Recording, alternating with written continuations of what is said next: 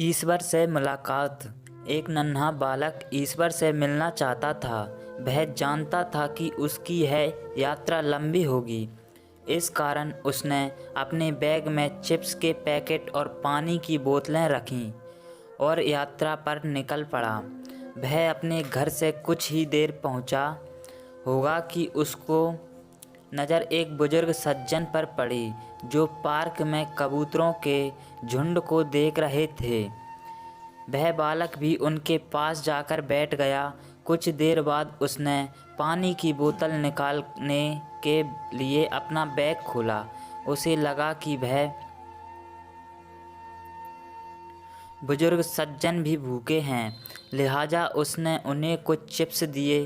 उन्होंने चिप्स लेते हुए बालक की तरफ मुस्कुराकर देखा। बालक को बुजुर्ग की मुस्कुराहट बेहद भली लगी। वह उसके दीदार एक बार फिर करना चाहता था, सो उसने उन्हें पानी की बोतल भी पेश की। बुजुर्ग सज्जन ने पानी लेते हुए फिर मुस्कुरा कर उसकी तरफ देखा। बालक यह देखकर बेहद खुश हुआ।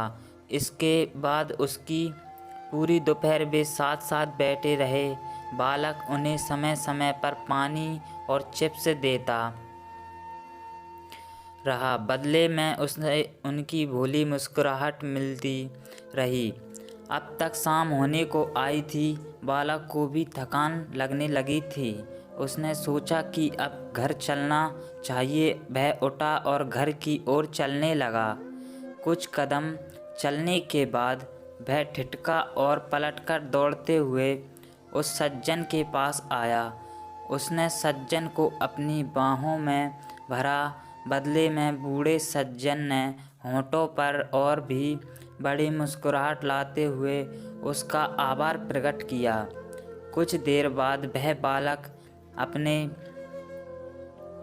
घर चला गया। दरवाज़ा उसकी माँ ने खोला और उसके होठों पर खिलती मुस्कुराहट को देख पूछ बैठी, आज तुमने ऐसा क्या किया जो तुम इतने खुश हो? बालक ने जवाब दिया, आज मैंने ईश्वर के साथ लंच किया। इससे पहले कि मैं कुछ और पूछती, वह फिर बोला, तुम्हें मालूम है माँ, उनके जैसी मुस्कुराहट मैंने आज तक नहीं देखी। उधर वह बुजुर्ग सज्जन भी वापस अपने घर पहुँचे, जहाँ दरवाज़ा अपने बेटे ने खोला। बेटा अपने पिता के चेहरे पर शांति और संतुष्टि के भाव देख पूछ बैठा, आज आपने ऐसा क्या किया जो आप इतने खुश लग रहे हैं?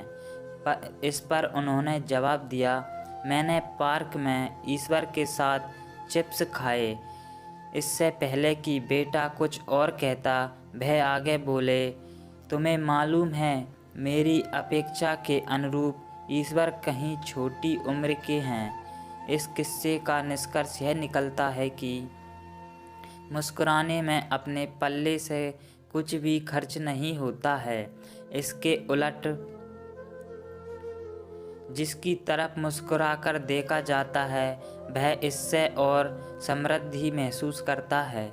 मुस्कुराहट खरीदी नहीं जा सकती है, उधार नहीं मांगी जा सकती है और इसे चोरी नहीं किया जा सकता है। इसका तब तक कोई मूल्य नहीं है जब तक कि किसी को मुस्कुराकर देखा नहीं जाए। इसके बावजूद कुछ लोग मुस्कुराने में थकान का अनुभव करते हैं। वे इसमें कंजूसी बरतते हैं। मुस्कुराने के महत्व को समझते हुए मुस्कुराएं। किसी को